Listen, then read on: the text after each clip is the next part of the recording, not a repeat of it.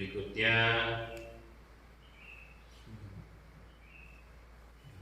saya ingin mengingatkan kembali tentang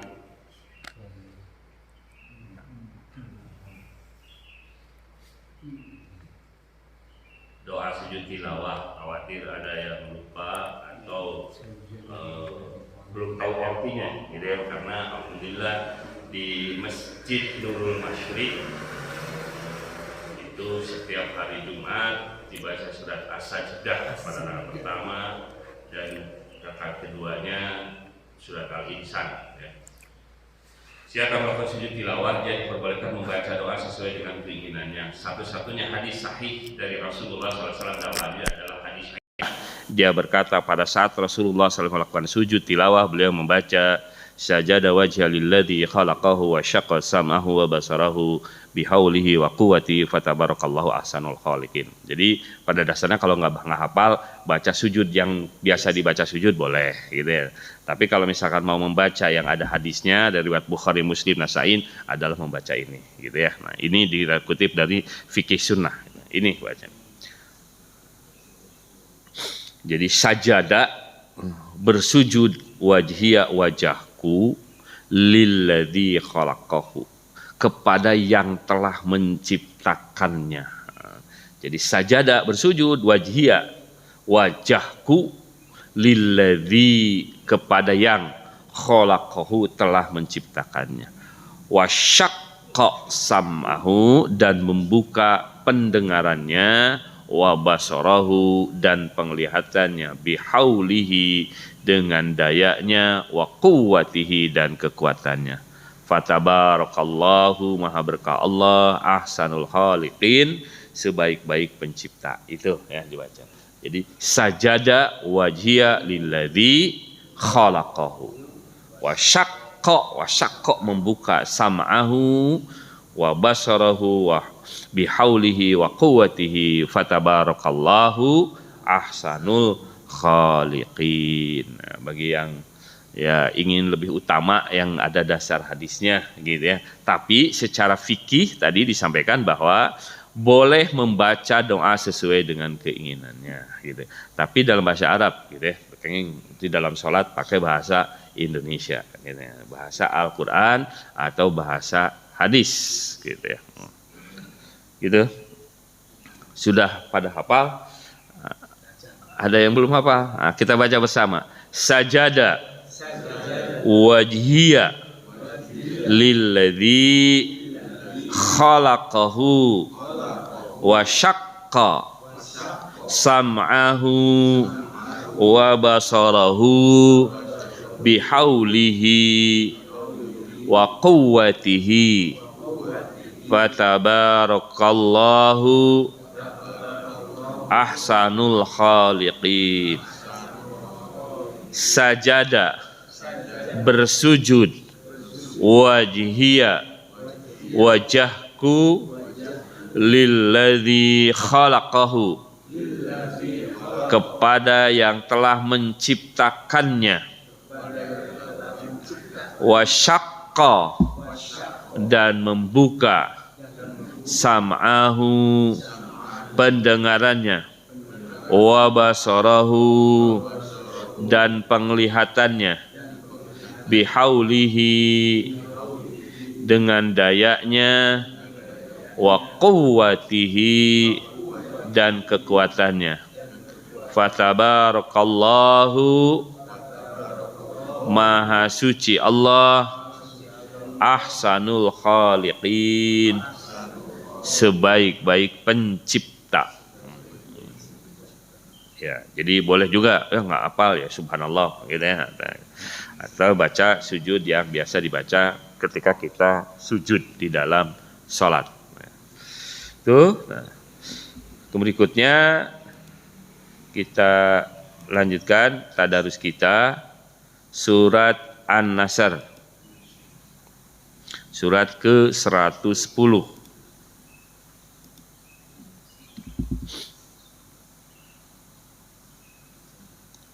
Masih loading.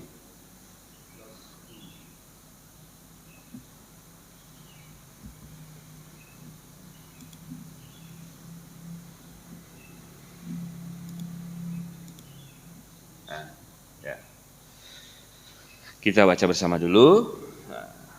Kebetulan imam tadi rakaat keduanya baca surat Al-Kafirun ya. Mudah-mudahan sudah pada lebih nempel karena sudah dibahas ayat sebelumnya. Kalau yang sebelumnya baca ayat apa, tentang apa? Menjelaskan apa tuh? Menceritakan apa? Sulaiman. Nah, betul. Kan berapa kali disebut Sulaiman? Cerita apa tentang Sulaimannya? Cerita pasukan Sulaiman yang menginjak semut. Nah, ada semutnya gitu ya di surat An-Naml. Terus semutnya suruh masuk ke lubang gitu ya. Terus Nabi Sulaiman dengar gitu, pimpinan pasukan masuk bisa keinjak sama pasukan Sulaiman gitu ya. Sementara mereka tidak menyadarinya. Nah, yang menarik itu ujungnya, puncaknya gitu ya. Bukan yang menarik, yang paling menarik bagi kita salah satunya adalah apa yang diajarkan Allah Subhanahu wa taala kepada Nabi Sulaiman. Kan Nabi Sulaiman diberikan banyak kelebihan ya. Salah satunya bisa mengerti bahasa binatang gitu ya gitu. Apa? Di akhirnya apa? Diajarkan doanya sudah hafal pasti insya Allah. Kalau sering dibaca, kalau jarang dibaca, belum hafal. Apa doanya?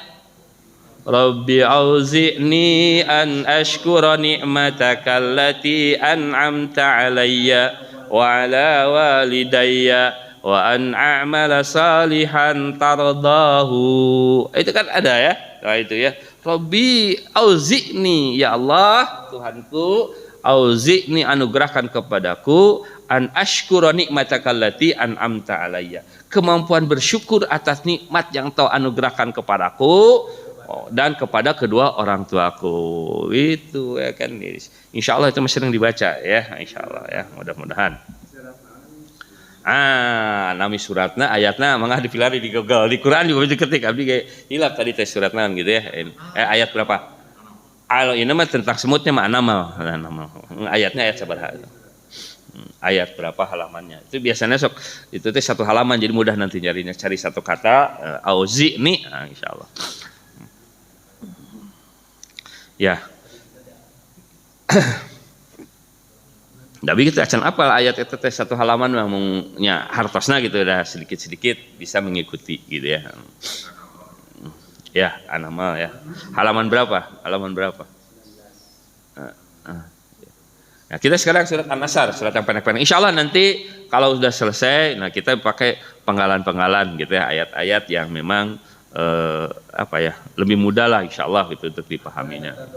Misalkan wasari'u ila maghfiratin min rabbikum wa jannatin arduhas samawati wal ardh uiddat lil muttaqin, sering dicapai kan gitu ya. Banyak ayat-ayat pilihan ya. Ya, kita surat An-Nasr dulu, sabar ya insyaallah. Kalau ngaji apalagi bahasa Arab di mana-mana nggak laku.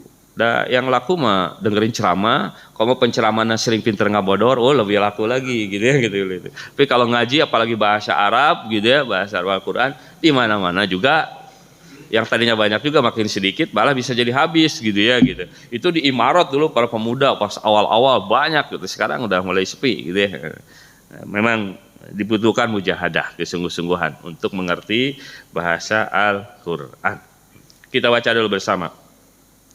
A'udzu billahi minasy syaithanir rajim.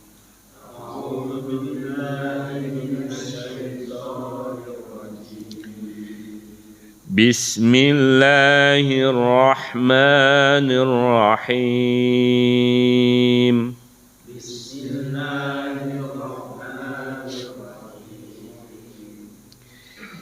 Idza jaa nasrullahi wal fath.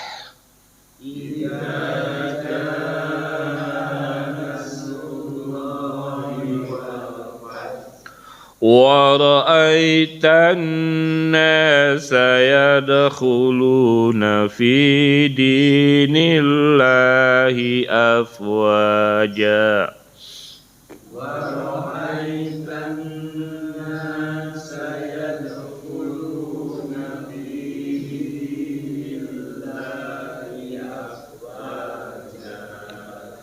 Fasabbih bihamdi rabbika wastaghfir.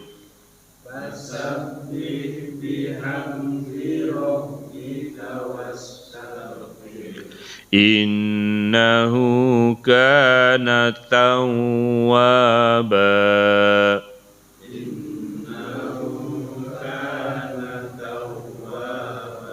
Ya, sedikit cara bacanya ya, cara bacanya. Jadi pas ja, nah ada topinya ya, ada topinya gini, bacanya agak panjang. Jadi kalau ini dua ketukan, kalau ini bisa 4 ketukan ya, 2 kalinya ya. Idza jaa, nah gitu. Kalau idza jaa nasrullahi wal fath, hanya di ujung kal wal fath. Wa ra'aitan, nah ini gunnah musaddad. Wa ra'aitan sayad, nah ini qalqalahnya jangan lupa. Yadkhuluna fi dinillahi afwaja, nah, f gitu ya, bukan awas, afwaja. Fasabbih, ada tasdidnya ini. Fasabbih bihamdi rabbika wastaghfir innahu kana tawwaba. Baca sekali lagi ya. Idza jaa nasrullahi wal fath.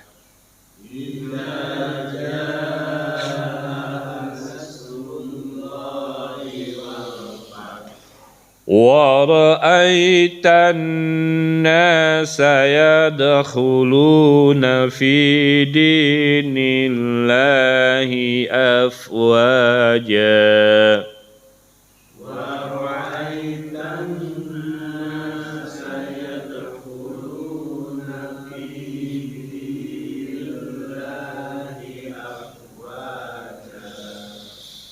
Fasabbih bihamdi rabbika wastaghfir.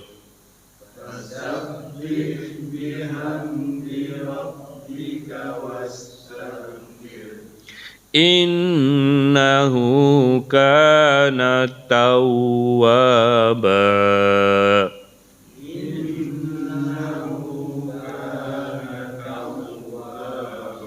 Ya, ayat ini 3 ayat ya. Nah, kita lihat sekarang terjemahnya. Kita mulai dari terjemah perkata, ya, lazfiyah ya. Kecil tapi ya. Nah, ini kopi gitu ya, nggak ngetik satu-satu, lama ngetik satu-satu ya. Idza apabila jaa telah datang nasrullahi, nah dibacanya satu aja ya karena ini kata majemuk, satu-satu kesatuan. Nasrullahi, pertolongan Allah, wal fathu, dan kemenangan. Wa ra'aita, dan kamu lihat, ro'a, an-nasa, manusia. Dalam Al-Quran manusia itu disebut an-nas, disebut juga al-insan, disebut juga Bani Adam, disebut juga Bashar. Yadkhuluna, mereka masuk. Nah, dan merekanya itu dari sini nih, waw nun. Mereka masuk fi dinillah, ke dalam agama Allah, afwaja, berbondong-bondong. Fasabbih, maka bertasbihlah kamu, bihamdi rabbika, dengan memuji Tuhanmu, wastaghfir, dan mohon ampunlah kamu kepadanya. Innahu, sesungguhnya Allah, kana tawwaba, adalah dia maha penerima taubat. Baca bersama-sama. Idza jaa, apabila telah datang, nasrullahi, pertolongan Allah, wal fathu, dan kemenangan, wa ra'aita, dan kamu lihat, an-nasa, manusia, yadkhuluna, mereka masuk, fi dinillahi, ke dalam agama Allah, afwaja, berbondong-bondong, fasabbih, maka bertasbihlah kamu, bihamdi rabbika, dengan memuji Tuhanmu, wastaghfirhu, dan mohon ampunlah kamu kepadanya, innahu, sesungguhnya dia, kana tawwaba, adalah maha penerima taubat. Nah, terjemah lengkapnya ini saya ambil dari Kemenag. Apabila telah datang pertolongan Allah dan kemenangan, dan engkau melihat manusia berbondong-bondong masuk agama Allah, bertasbihlah dengan memuji Tuhanmu dan mohonlah ampun kepadanya, sesungguhnya dia maha penerima taubat. Nah, tafsirnya, wahai Nabi Muhammad, apabila telah datang pertolongan Allah kepadamu dan pengikutmu dalam menghadapi kaum kafir Quraisy, dan telah datang pula kemenangan kepadamu dengan penaklukan Mekah menjadi kota yang suci kembali dari kesyirikan dan kekafiran, dan engkau lihat manusia dari seluruh penjuru jazirah Arab berbondong-bondong masuk agama Allah, yakni agama Islam, setelah sebelumnya mereka masuk Islam secara perorangan. Maka sebagai ungkapan syukur kepada Allah atas karunia-Nya yang agung itu, bertasbihlah dan sucikanlah Tuhanmu dari sifat-sifat yang tak layak baginya, dan sertailah tasbihmu itu dengan memuji Tuhanmu yang telah menyokongmu dalam menaklukkan Mekah, dan mohonlah ampunan kepadanya untukmu dan umatmu. Sungguh dia maha penerima taubat hamba-hambanya yang bertasbih dan beristighfar.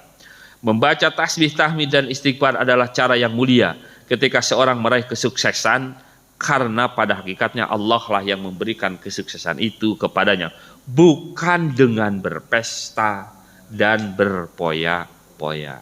Nah, ini antara nasihat Al-Quran dengan kenyataan.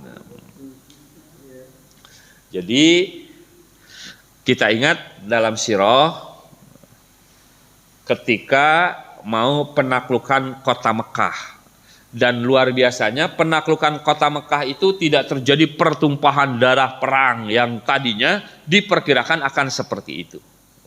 Apa yang dilakukan oleh strategi Rasulullah? Dalam sirah diceritakan bahwa pasukan yang sudah datang dari Mekah mengepung kota Mekah dan dibuat sedemikian rupa sehingga kelihatannya banyak.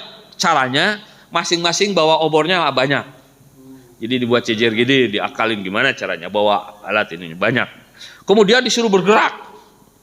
Nah, ketika sedang bergerak gitu, kalau kita kayak sekarang pawai lampion gitu ya gitu. Jadi kelihatan dari jauh itu banyak sekali. Nah, mengirimlah utusan kepada pimpinan Quraisy pada saat itu, yaitu Abu Sofyan. Bawalah Abu Sofyan, dikasih lihat tuh pasukan sudah siap menyerang kota Mekah. Melihat kayak gitu kan, wah getir, akhirnya menyerah tanpa harus melakukan peperangan. Nah, syaratnya adalah semua sudah harus masuk rumahnya. Nah, termasuk kalau yang berlindung rumah di Abu Sofyan. Gitu. Awalnya kan nggak percaya, gitu ya. Nah, tapi ada bukti, gitu ya, sesuatu yang diberikan dari Rasulullah sebagai bukti bahwa betul. Gitu ya. Termasuk aman juga di masjid, di rumah-rumah, kemudian termasuk di rumah Abu Sofyan. Ketika pasukan masuk itu nggak terjadi pertumpahan darah, gitu ya, langsung dihancurkan berhala-berhala menang. Nah, setelah itu berselang turunlah ayat tentang An-Nasr ini, kemenangan. Dan yang luar biasa dikisahkan, ketika penaklukan kota Mekah terjadi kemenangan itu, Rasulullah itu menunduk katanya, sampai-sampai janggutnya hampir kena ke ini kuda gitu.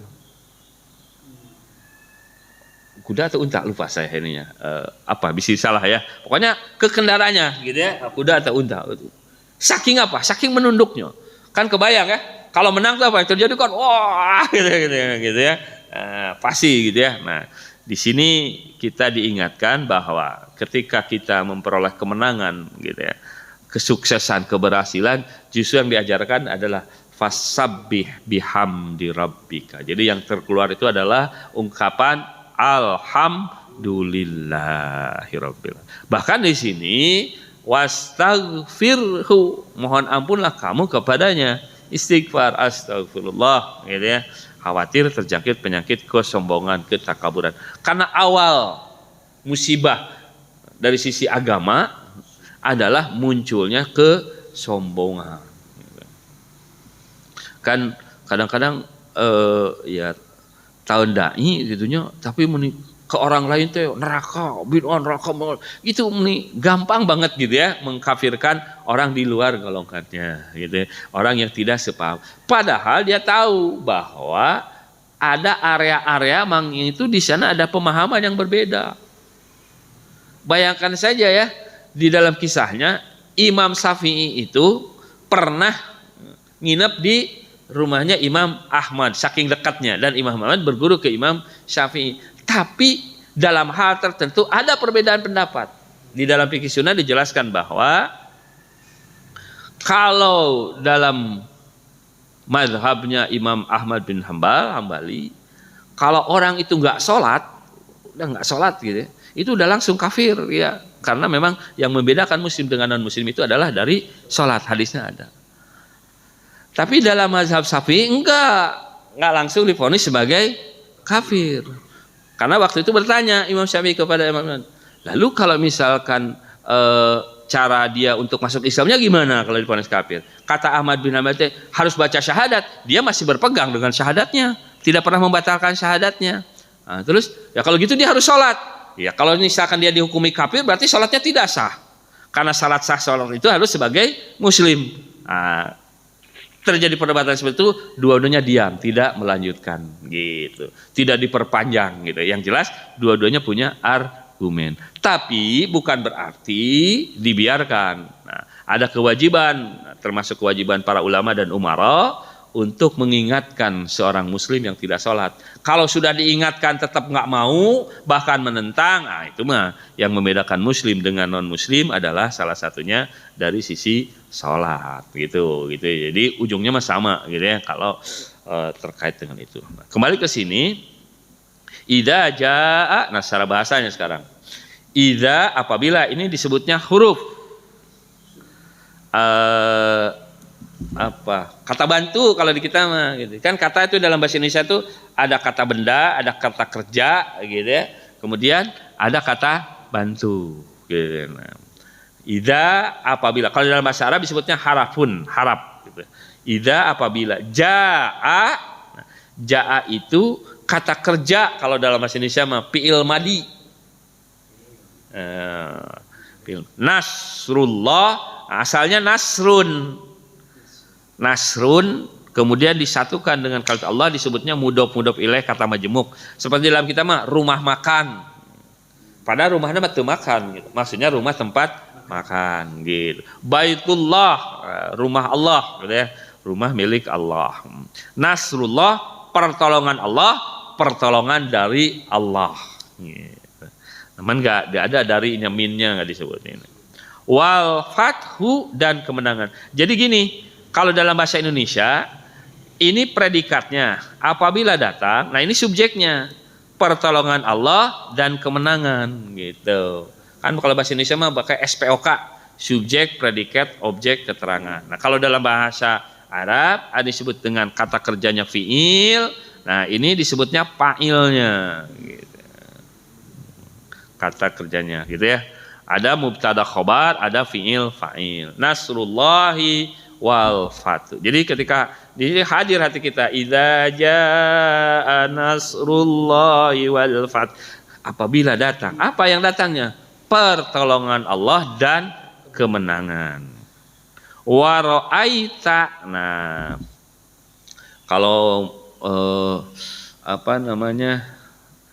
mau Idul Fitri atau awal Ramadan kan suka sibuk melihat. Nah, riat itu apa? Lihat hilal itu apa? Ru'yat. Nah, ru'yat itu dari ra'aita. Ru'yat, ro'a dari kata dasarnya melihat gitu. Nah, cuman masalahnya kan jadi timbul perbedaan. Melihat itu, ya melihat.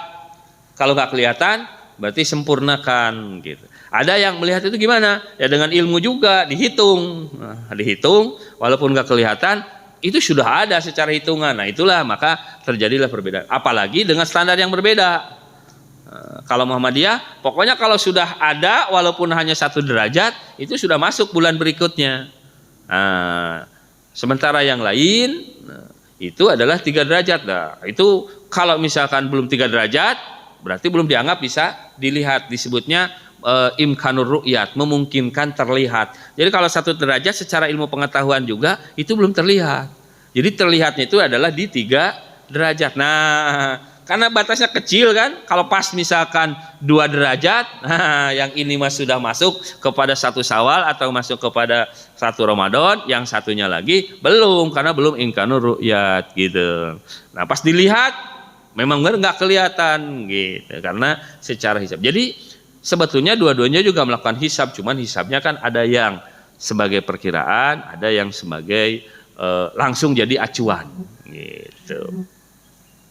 Wa ra'aitan nas, nah di sini, dan apabila kamu lihat manusia yadkhuluna. Yadkhuluna itu dari dakhala yadkhulu. Ada suka ini kan ucapkan salam sebelum masuk rumah. Suka ada tulisannya yadkhul. Jadi kalau bahasa udkhul itu masuklah. Jadi yadkhuluna, dakhala yadkhulu, masuk. Yadkhuluna fi dinillah, masuk ke dalam din. Agama di sini, agama Allah itu adalah inna dina indallahil Islam. Sesungguhnya agama yang diridhai di sisi Allah adalah Islam. Maka di sini ditafsirkannya adalah masuk kepada agama Islam. Afwaja, berbondong-bondong. Kita mah bukan kita, saya gitu ya. Belum pernah mendakwahi non muslim ya.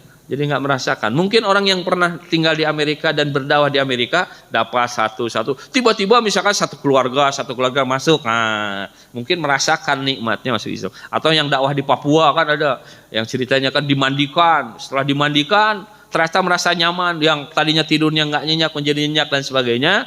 Jadi dakwahnya itu dengan cara bawa sabun aja, dimandikan segala macam gitu ya.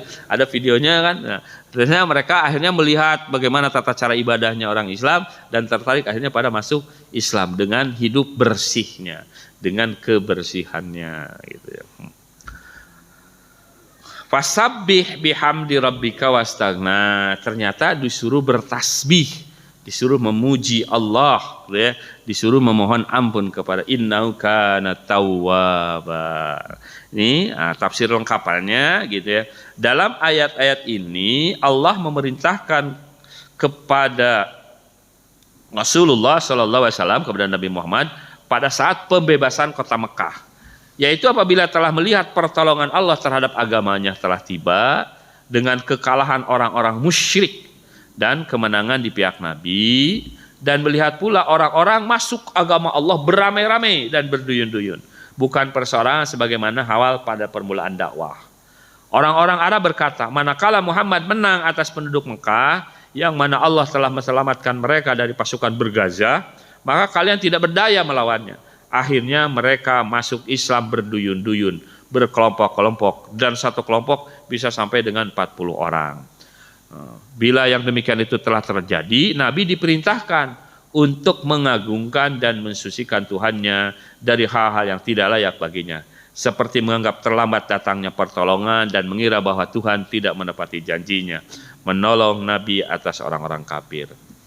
Menyucikan Allah hendaknya dengan memujinya atas nikmat-nikmat yang dianugerahkannya dan mensyukuri segala kebaikan-kebaikan yang telah dilimpahkannya dan menyanjungnya dengan sepantasnya. Nah, di antaranya kita praktekkan adalah berdoa tadi, Rabbi auzi'ni an ashkura ni'mataka allati an'amta alayya wa ala walidayya wa an a'mala salihan tardahu. Nah, kesananya ada 2, ada wa aslih li fi dzurriyyati. Saya suka pakai yang itu di surat Al-Aqaf itu. Wa aslih li fi dzurriyyati gitu. Dan perbaikilah keturunan-keturunanku. Insyaallah. Ini kalau belum hafal nanti dicari ayatnya ya. Kemudian Nabi Muhammad dianjurkan untuk meminta ampun kepada Allah untuk dirinya dan sahabatnya yang telah memperlihatkan kesedihan dan keputusan karena merasa pertolongan Allah terlambat datangnya. Ada perasaan itu. Bertobat dari keluh kesah adalah dengan percayai dengan penuh janji-janji Allah dan membersihkan jiwa dari pemikiran yang bukan-bukan bila menghadapi kesulitan. Hal ini walaupun berat untuk jiwa manusia biasa tetapi ringan untuk Nabi Muhammad sebagai insan kamil, manusia sempurna. Oleh sebab itu Allah menyuruh Nabi SAW memohon ampunannya. Nah, keadaan ini terjadi pula pada para sahabat yang memiliki jiwa yang sempurna dan menerima taubat mereka. Karena Allah selalu menerima taubat hamba-hambanya. Allah mendidik hamba-hambanya melalui bermacam-macam cobaan, dan bila merasa tidak sanggup menghadapinya harus memohon bantuannya serta yakin akan datangnya bantuan itu. Bila ia selalu melakukan yang demikian, niscaya menjadi kuat dan sempurnalah jiwanya.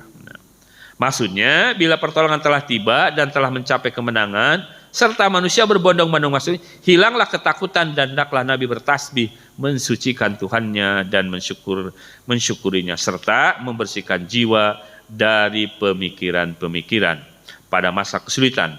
Dengan demikian keluh kesah dan rasa kecewa tidak lagi akan mempengaruhi jiwa orang-orang ikhlas selagi mereka keikhlasan, selagi mereka memiliki keikhlasan dan berada dalam perselisihan kata dan cinta sama cinta kepada Allah. Nah, kita baca dalam sirah ya, itu kan sering sahabat itu sangat menunggu pertolongan Allah. Mata Nasrullah, kapan pertolongan Allah datang? Saking beratnya dakwah di zaman itu dengan gangguan-gangguan kafir Quraisy. Nah ini qala Ibnu Abbas, ini hadis. Lamma najalat, tatkala datang idza jaa Nasrullah wal fath, da'a Rasulullah sallallahu alaihi wasallam. Da'a memanggil Rasulullah sallallahu alaihi wasallam Fatimah kepada Fatimah. Faqala, Rasulullah bersabda, qad nu'iyat ilayya nafsi, telah datang tanda kematian ke diriku. Fabakat, Fatimah nangis, bakat itu nangis, bakat. Faqala la tabdi, maka Rasul berkata, la tabdi, jangan nangis. Fa innaka awwalu ahli lihaqan bi. Waduh, gitu ya. Awal-awal dari keluargaku yang bertemu dengan aku. Jadi memberi isyarat nanti setelah Rasulullah itu yang meninggal berikutnya siapa? Fatimah. Tapi Fatimah malah fadohikat, lalu dia tersenyum karena yang pertama kali akan dari keluarga yang akan menyusul Rasulullah. Fara'aha ba'du azwajin Nabi sallallahu alaihi wasallam, maka melihat istri-istri Rasulullah itu alaihi wasallam, fakulna, maka mereka berkata, ya Fatimah, ra'ainaki bakaiti. Wah, itu benar, ini diajar bahasa Arab itu enaknya kalau sudah kayak gini nih perubahan. Ada bakaitu, bakat, bakaiti gitu ya, nah gitu ya. Perubahan satu kata bakat itu menangis, bakaiti berarti Fatimah yang nangis. Summa dahikat, kemudian tersenyum. Qalat, berkata, siapa yang berkata di sini? Fatimah. Innahu akhbaroni annahu qad nu'iyat ilaihi nafsuhu. Diberi kabar bahwa Rasulullah sebentar lagi akan meninggal. Fabakaitu faqala li la tabki fa innaka awwala ahli lahiqun bi fadahiktu rawahu ad-Darimi. Nah, ad-Darimi. Nah, di sini dalam riwayat lain dalam syarah, jadi ketika dengar surat ayat ini, Abu Bakar habis sholat itu suka pulang buru-buru, nangis. Awalnya kan, ini kenapa nih Abu Bakar? Nggak ada langsung. Akhirnya kan disusul juga ke rumahnya, pengen tahu. Bener lagi nangis gitu ya, lagi nangis. Nah, kenapa? Ternyata Abu Bakar membaca isyarat. Dengan turunnya ayat ini, gak lama lagi Rasulullah akan meninggal. Kenapa? Karena kan sudah mau selesai gitu ya, mau selesai. Walaupun masih ada turun beberapa ayat setelah ayat ini, tapi di sini dijelaskan dalam tafsir pada hari setelah itu, ini surat ini turun di Mina ketika Nabi mengerjakan haji wada. Sudah itu turun firman Allah. Nah, ketika Rasulullah sedang khutbah. Nah, ini al yauma akmaltu lakum dinakum wa atmamtu alaikum nikmati wa raditu lakumul Islam madina. Al yauma akmaltu lakum, pada hari ini telah aku sempurnakan agamamu untukmu. Wa atmamtu alaikum nikmati wa raditu lakumul Islam madinah. Dan aku ridhoi bagi kalian Islamlah sebagai agama. Jadi Ahlul Islam lah. Nabi hidup hanya 80 hari setelah turun ayat ini. 80 hari. Kemudian, nah jadi nggak langsung meninggal setelah ayat ini ternyata kalau menurut tafsir ini. Kemudian setelah itu turun ayat kalalah. Dan Nabi sesudahnya, Nabi hanya hidup 50 hari. Jadi dihitung dari masa meninggal itu 50 hari. Yaitu setelah ada turun, laqad ja'akum rasulun min anfusikum. Sungguh telah datang kepadamu seorang rasul dari kaummu sendiri, At-Taubah. Maka Nabi hidup sesudahnya 35 hari. Kemudian turun ayat 50 hari. Wattaqu yauma turja'una fihi ilallah. Dan takutlah pada hari ketika kamu semua dikembalikan kepada Allah. Maka Nabi Sulaiman hidup sesudahnya hanya 21 hari saja. Setelah ayat ini barulah meninggal. Nah, makanya beda ya dalam sirah. Ketika meninggal, dikabarkan meninggal, Umar kan marah, ya kan? Sampai siapa yang bilang Muhammad mati dipenggal gitu ya kabarnya. Abu Bakar kan enggak. Abu Bakar. Kenapa? Karena Abu Bakar melihat runtutan ayat saja sudah memahami ini kok gejalanya. Sejak surun An-Nasr saja, ini Rasulullah sudah selesai ini tugasnya. Kalau namanya Rasul sudah selesai di dalam adalah dipanggil. Apalagi ketika khutbah. Dan dalam hadisnya kan ada khutbah itu. Taraktum fikum amraini ma in tamassaktum bihi ma lan tadillu abada. Aku tinggalkan dua hal yang kalian tidak akan sesat selamanya selama berpegang kepada keduanya. Kitab Allah wa sunnat Rasulullah. Itu kan semakin isyarat ini gitu ya. Gitu. Sampai kepada ayat al yauma akmaltu lakum dinakum wa atmamtu alaikum nikmati wa raditu lakumul Islam madinah. Turun ayat ini akhirnya ya Rasulullah meninggal. Nah, kisah meninggalnya kan ada ya, dalam sirah diceritakan bahwa Rasulullah sakit, ya, demam, nah, sampai nggak kuat untuk menjadi imam. Di sanalah hikmahnya kenapa khalifah berikutnya Abu Bakar, karena ketika Rasulullah tidak kuat ngimam, yang disuruh untuk menjadi imam oleh Rasulullah adalah Abu Bakar. Gitu. Dan waktu menjelang meninggalnya itu, nah, itu kan Rasulullah di pangkuannya Aisyah, itu ya, ada kemudian ada Fatimah istri Ali, gitu ya, istri Ali. Nah, ada yang ngetuk pintu. Ketika yang ngetuk pintu tuh, ini Rasulullah sedang sakit, nggak bisa diganggu kalau bahasa kita gitu ya. Nah, tapi kata Rasulullah, siapa yang datang? Yang datang nggak tahu siapa, orangnya nggak dikenal gitu ya. Nah di zaman itu kan masyarakat ya kayak dia kan pada kenal, ini kok nggak dikenal, maka Rasulullah tahu bahwa itu adalah malaikat Jibril yang akan menjalankan tugasnya. Jadi ininya menjelma menjadi manusia gitu ya. Akhirnya disuruh masuk. Ketika disuruh masuk, kenapa nggak sama Jibril? Karena biasanya yang bertamu dengan Rasulullah itu adalah malaikat Jibril. Ternyata Jibril sudah ada. Nah, ketika ditanyakan akhirnya datang juga kan. Dan luar biasanya kalau membaca itu, Rasulullah saja menjelang meninggal itu merasakan sakitnya sakaratul maut. Apa yang didoakan Rasulullah? Ya Allah, berat nian sakaratul maut. Kalau begitu beratnya, timpahkan saja kepadaku semuanya beratnya sakaratul maut itu, jangan pada umatku. Itu gitu doanya. Jadi ingin agar, nah kita diajarkan salah satunya oleh para ulama, Allahumma hawwin alaina fi sakaratil maut. Ya Allah, mudahkanlah bagi kami merasakan sakaratul maut. Nah, sampai akhirnya berbisik kepada Ali. Berbisik kepada Ali gitu ya. Berbisiknya apa? Ummati gitu ya. Nah, terus itu apa? Yang dipesankannya adalah tentang menjaga salat gitu, menjaga salat. Jadi wasiat terakhir Rasulullah itu adalah tentang salat.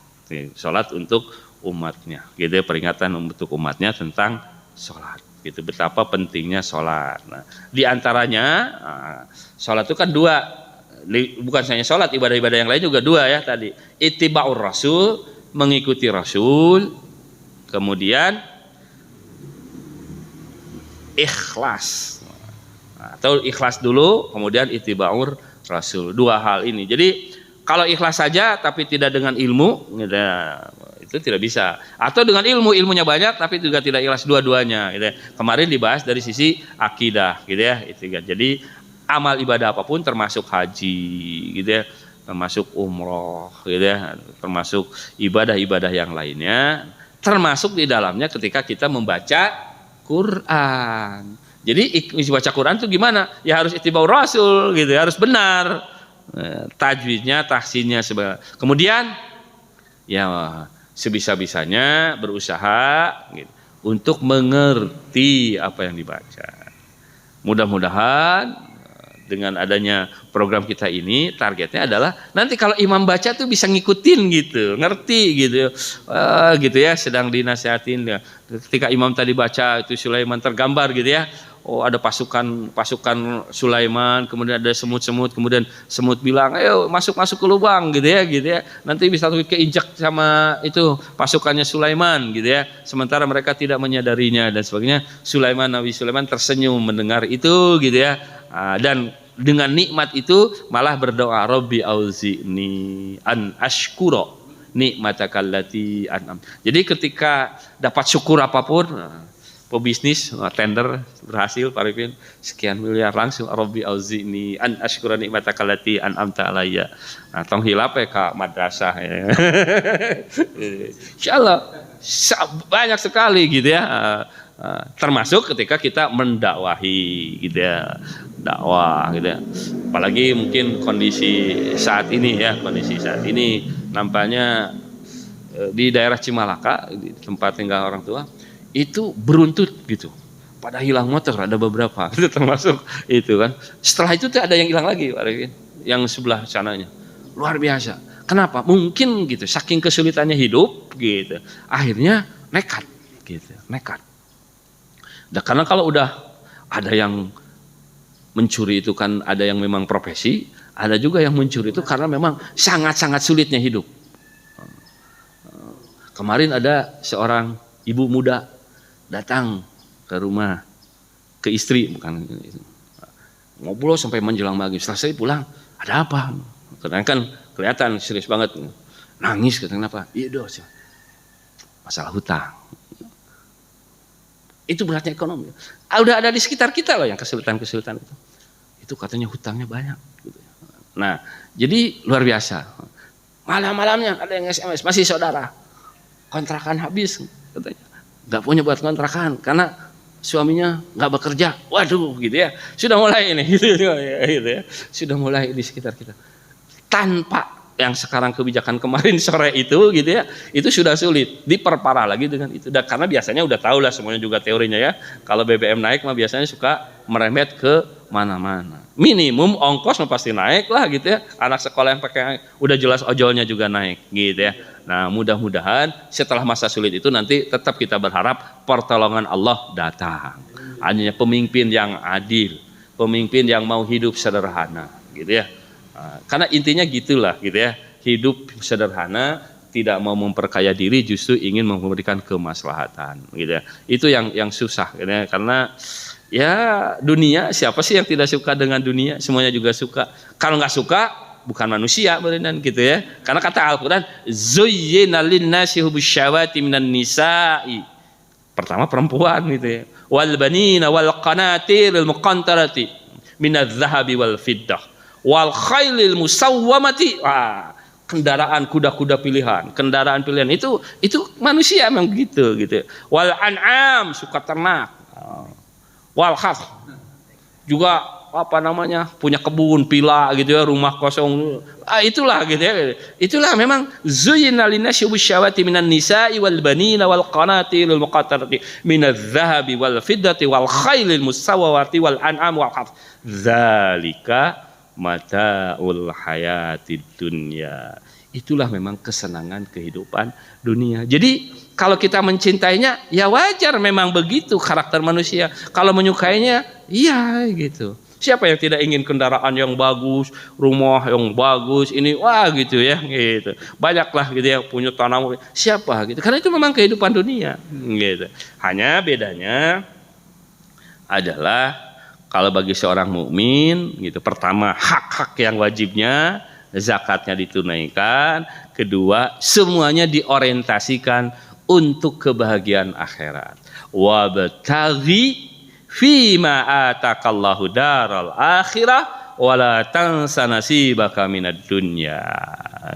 Jadi carilah oleh kamu itu apa-apa yang Allah anugerahkan kepada kamu kebahagiaan akhirat, tapi jangan lupakan bahagian kamu di dunia. Jadi di dunia juga jangan dilupakan, tetap harus diperhatikan dan sebagainya gitu ya. Wa ahsin kama ahsanallahu ilaika. Berbuat ihsanlah, berbuat baiklah gitu sebagaimana Allah berbuat ihsan. Nah, makna ihsan itu kan kalau secara definisinya antabudallah ka'annaka tarahu fa illam takun tarahu fa innahu yaraka. Engkau beribadah menyembah Allah seolah-olah engkau melihatnya. Kalau tidak, maka yakinlah Allah melihatmu. Kalau prakteknya gimana? Pak Hamka tuh pernah menjelaskan dalam tafsir Al-Azhar gitu. Salah satu ilustrasinya adalah dulu mah mungkin kan suka naik beca, masih karena beca nggak boseh. Harganya sepakat, misalkan dari sana ke sana 10.000. Tapi pas udah nyampe, melihat perjuangannya dikasih 20.000, mau dikasih kembalian nggak usah, ambil aja. Nah itu sudah ihsan. Kalau bayar 10.000 menunaikan kewajiban. Begitu ngasih lebih, nah itu sudah ihsan. Nah, kalau dalam manajemen excellent gitu ya, mengerikan kewajiban kedepannya sudah di atas itu, sudah di atas harapannya. Karena harapannya kan 10.000 sesuai dengan komitmen, ternyata diberikan 20.000. Nah, prakteknya sok udah sesahnya gitu ya. Menuju tahajud pada hoyong hadir hati kita bahwa kita sedang dilihat Allah aja itu susah, apalagi gitu. Tapi Ustaz Jalaluddin Asyatibi sekarang udah lama nggak kesini ya. Saya pernah dapat nasihat gitu. Bayangkan gitu, orang bisa berjalan dari ujung tambang ke sini dengan hanya berpegangan kepada ini tongkat gitu ya, dia bisa jalan. Tapi tanya berapa lama dia latihannya? Kan nggak ujug-ujug gitu, sampai dia bisa konsentrasi sedemikian gitu. Kira-kira begitulah sholat gitu ya. Jadi sholat kita untuk bisa khusyuk, panteng, konsentrasi itu terus menerus kita sholat gitu ya. Nah, terus menerus berusaha. Mudah-mudahan suatu saat Allah menolong kita sehingga sholat kita memang bisa hadir hati kita. Jadi yang sholat itu kan pertama hadir jasad, kedua hadir hati.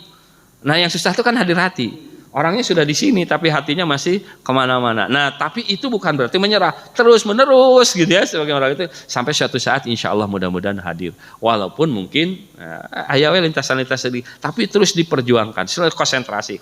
Dan nggak ada orang yang lagi gini konsentrasinya pikiran kemana-mana, pasti konsentrasi kepada perjalanannya. Begitu juga kita. Nah salah satu yang bisa membantu. Ini mah teori ya, prakteknya memang enggak kita. Salah satu yang bisa membantu adalah manakala kita mengerti apa yang kita baca atau mengerti apa yang kita dengar kalau imam yang baca.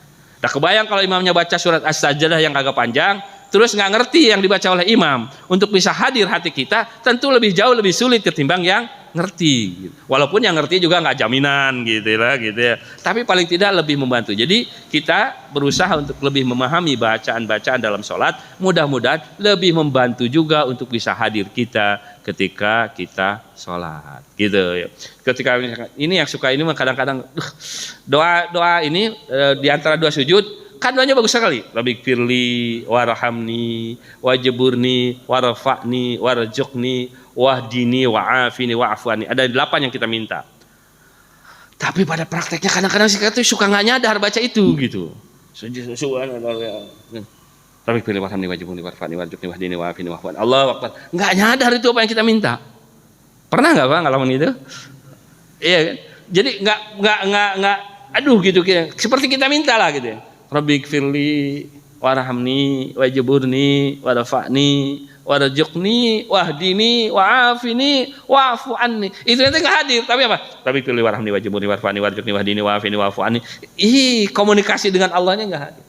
Nah, kena dilatih terus gitu ya. Nah, salah satunya ya memang kita hadirkan gitu. Ketika kita bilang Rabbik firli, hadir hati kita, ya Allah ampuni kami. Warhamni, kasihanilah aku, gitu. Sayangilah aku. Wajburni, cukupkanlah aku. Warfa'ni, ya Allah angkatlah derajatku. Warzuqni, ya Allah berilah aku rezeki. Wahdini, ya Allah berilah aku hidayah. Wa'afini, ya Allah berilah aku kesehatan, afiat. Wa'fu anni, maafkan aku. Nah, jadi Rabbik firli warhamni wajeburni warfa'ni warzukni wahdini wa'afini wa'fu anni. Udah lengkap sebetulnya kita minta. Kalau hati kita hadir dan Allah mengabulkannya, mau apa lagi coba selain yang 8 itu? Udah terberikan semuanya ya kan, insyaallah ya, termasuk sehat wal afiat gitu. Wallahu a'lam bishawab. Saya sengaja dipanjangin sedikit supaya jam 6 lewat gitu ya, supaya bisa langsung syuruk gitu ya. Jam 6 lewat 5 menit, mungkin beberapa menit lagi istirahat.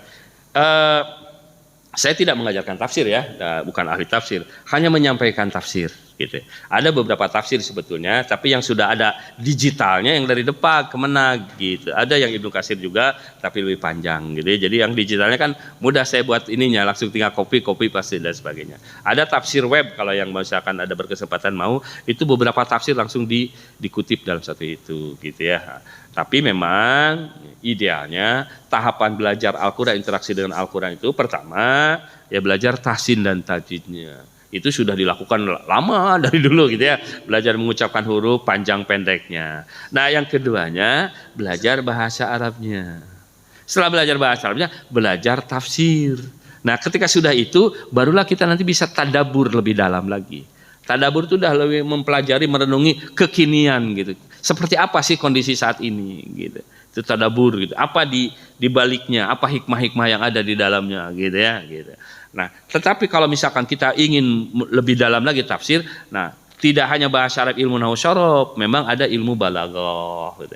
Nah, dalam tafsir biasanya para ulama sudah mempelajari itu, ada ilmu bayan, ilmu bade, ilmu mantik, logika gitu ya. Jadi tafsir juga beda-beda, ada yang memang lebih mendekatin kepada penjelasan bahasa, ada yang memang lebih menjelaskan kepada hukum-hukum yang terkandung di dalamnya gitu ya. Ada ayat-ayat perintah dan larangan. Kita sedikit-sedikit mudah-mudahan sambil saya juga belajar dari juz amma, nanti bisa kita masuk kepada ayat-ayat pilihan yang terkait dengan hukum-hukum di dalam Al-Quran gitu ya. Wallahu a'lam bishawab. Yang benar dari Allah, yang salah semata-mata kalau kepada saya sendiri. Astaghfirullah li walakum. Assalamualaikum warahmatullahi wabarakatuh.